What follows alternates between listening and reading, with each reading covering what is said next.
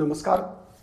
आप देख रहे हैं पॉलिटिकल आइडिया और मैं हूं प्रदीप कुमार। मित्रों, पहलगाम में हमले के बाद सरकार की तरफ से कई कार्रवाइयां की गई है। पाकिस्तान के संदर्भ में आप देखेंगे तो पाकिस्तान के संदर्भ में जिस प्रकार से जो इंडस वाटर ट्रीटी था उसको सस्पेंड किया गया, बाघा बॉर्डर को बंद किया गया और कई ऐसी कार्रवाइयां की गई जिससे कि पाकिस्तान को एक स्पष्ट संदेश गया। प्रतिक्रिया में पाकिस्तान की सरकार ने भी कुछ कार्रवाइयां की है। ये सब बातें सही है, सरकार की तरफ से इस बात को भी गंभीरता से लिया जा रहा है और आतंकवादियों के खिलाफ भी, जो आतंकवादी छुपे हुए हैं उनकी तलाश में भी जो सुरक्षा बल है वो लगे हुए हैं। लगातार प्रधानमंत्री के स्तर पर, गृह मंत्री के स्तर पर, रक्षा मंत्री के स्तर पर लगातार बैठकों का दौर जारी है। लेकिन इस बात पर पूरे देश भर में बहस जारी है कि ये एथनिक किलिंग है, मतलब लोगों का धर्म पूछकर उनकी हत्या किया जाना। ये कोई आतंकवाद की घटना केवल नहीं समझिए इसको, और ये केवल कश्मीर से जोड़कर मत देखिए इसको, बल्कि ये विश्वव्यापी है। सभी बातों पे चर्चा हो रही है, बौद्धिक जगत से लेकर जो समाज के निचले तबके हैं, हर जगह इस बात की चर्चा है। लेकिन आज एक बात की चर्चा करना और आवश्यक है। आवश्यक यह है कि जहां पर पहलगाम में यह हत्या हुई, ऐसा कहा जाता है कि वहां पर टूरिस्टों की संख्या हर वक्त सबसे अधिक होती है। और सबसे आश्चर्य की बात है कि जब इतना बड़ा हमला हुआ, और ऐसा कहा जाता है कि आतंकवादियों ने इससे पहले 4 तारीख या 10 तारीख को उस इलाके का रेकी भी किया था आतंकवादियों ने। तो आतंकवादियों ने रेकी किया, आतंकवादियों ने उस दिन हमला किया। कोई एक व्यक्ति नहीं, लगभग 28 और 17 लगभग 45 लोगों पर फायर किया गया। लगभग 200 राउंड फायरिंग हुई। कहा यह जा रहा है कि 40 मिनट तक वहां पर ये आतंकवादी वहां पर रहे और लगातार हत्याएं करते रहे, लोगों से बातचीत करते रहे, लोग त्राहिमाम मचाते रहे। लेकिन हमारे सुरक्षा बल कहां थे? ऐसा कहा जाता है कि जितने भी टूरिस्ट स्पॉट है वहां पर सुरक्षा बल सदा मौजूद रहते हैं।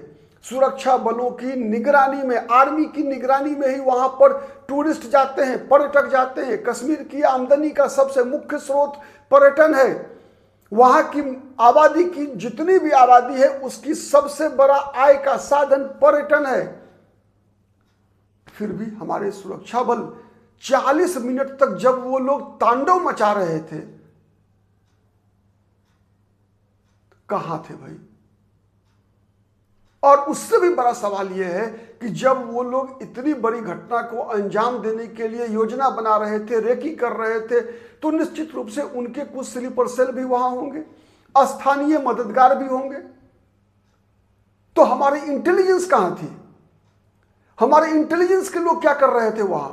क्योंकि जब कश्मीर इतने सेंसिटिव जगह है, स्थान है, धारा 370 खत्म करने के बाद, 35 से खत्म करने के बाद सरकार को कई सफलताएं मिली। वहां पर कई चुनाव कराए गए, शांतिपूर्ण चुनाव कराए गए, पत्थरबाजी बंद हो गई, सब कुछ अच्छा हो रहा है। तो फिर इस प्रकार की इतनी बड़ी घटना इस समय में घटित होना कहीं ना कहीं हमारे सुरक्षा बलों की नाकामी को भी साबित करता है। हमारे गुप्तचर जो इंटेलिजेंस फेल्यूर को का भी यह स्पष्ट सबूत है। क्या ये दोनों जगह जो लैप्सेज रहे, सिक्योरिटी लैप्स और इंटेलिजेंस फेल्यूर, क्या इस पर सरकार कोई अभी तक कार्रवाई की है? अभी तक तो कोई कार्रवाई समझ में नहीं आ रही। साथ ही यह बात भी ध्यान में रखनी होगी कि जब से वहां पर चुनाव होने के बाद उमर अब्दुल्ला मुख्यमंत्री बना है, तब से इस प्रकार की घटना बढ़ी है। तो क्या कश्मीर के स्थानीय प्रशासन में भी आतंकवादियों का जो संपर्क सूत्र है, जो कि रहा है, सदा से रहा है, अभी भी होंगे,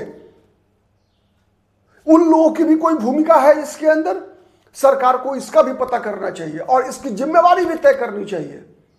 और सबसे बड़ी जिम्मेवारी तो गृह मंत्री को भी लेना चाहिए। जम्मू कश्मीर के उपराज्यपाल मनोज सिन्हा को भी लेना चाहिए। मनोज सिन्हा और अमित शाह दोनों एक कठोर प्रशासक के रूप में ख्यात हैं, तो इनको अपनी प्रशासनिक क्षमता का भी आत्मावलोकन करना चाहिए कि उनके रहते इस प्रकार की दुर्भाग्यपूर्ण घटना कैसे घटित हो गई, कैसे इतने घर के दिए बुझ गए, घरों की चिराग बुझ गए। तो इन सब चीजों की भी समीक्षा होनी चाहिए। पाकिस्तान को तो सजा देना ही चाहिए, लेकिन साथ साथ जो अपने देश में जो आंतरिक जो स्लीपर सेल के लोग होंगे उन आतंकवादियों के लिए, जो उनकी स्थानीय स्तर पर मददगार हैं, उन लोगों पर को भी चुन चुन कर कार्रवाई करने की आवश्यकता है। आज के लिए इतना ही। धन्यवाद, नमस्कार, जय हिंद, जय भारत।